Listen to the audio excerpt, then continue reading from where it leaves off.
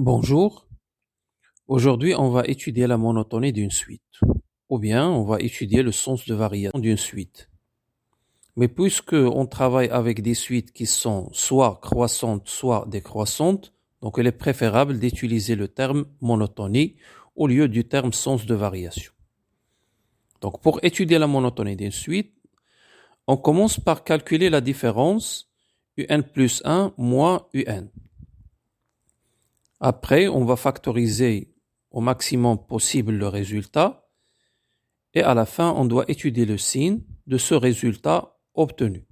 Donc, pour étudier la monotonie, on va respecter ces trois étapes. Calculer la différence, factoriser le résultat, étudier le signe du résultat factorisé. Maintenant, si le résultat un plus 1 moins un est positif, on dit que la suite est croissante. Et si le signe de un plus 1 moins un est négatif, alors on dit que la suite est décroissante.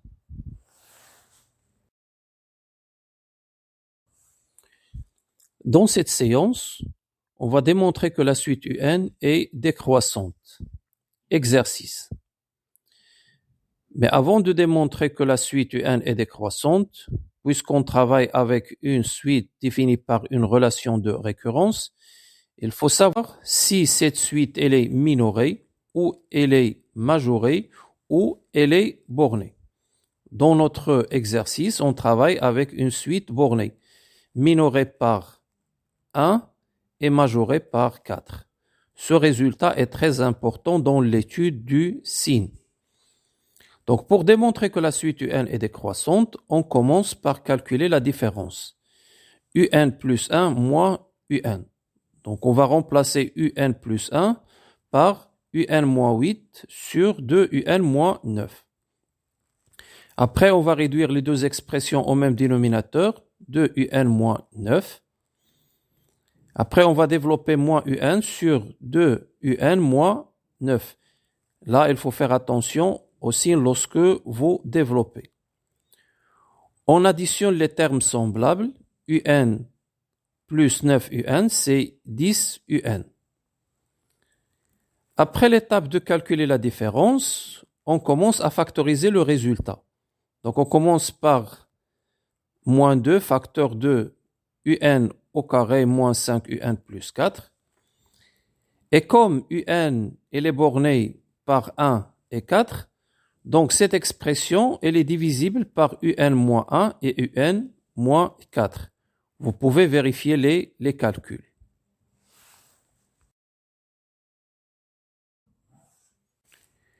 Pour démontrer que la suite est décroissante, on a dit qu'il faut respecter trois étapes. La première, calculer la différence, factoriser le résultat et étudier le signe du résultat obtenu.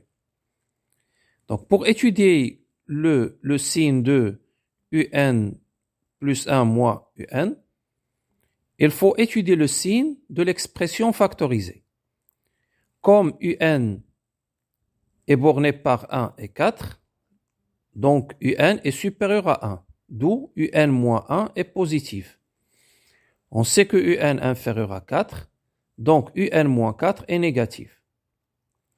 Mais pour l'expression de un moins 9, on ne peut pas en déduire le signe rapidement. C'est pour cela qu'on va faire un encadrement. Un entre 1 et 4, donc 2 un entre 2 et 8, est compris entre 2 et 8.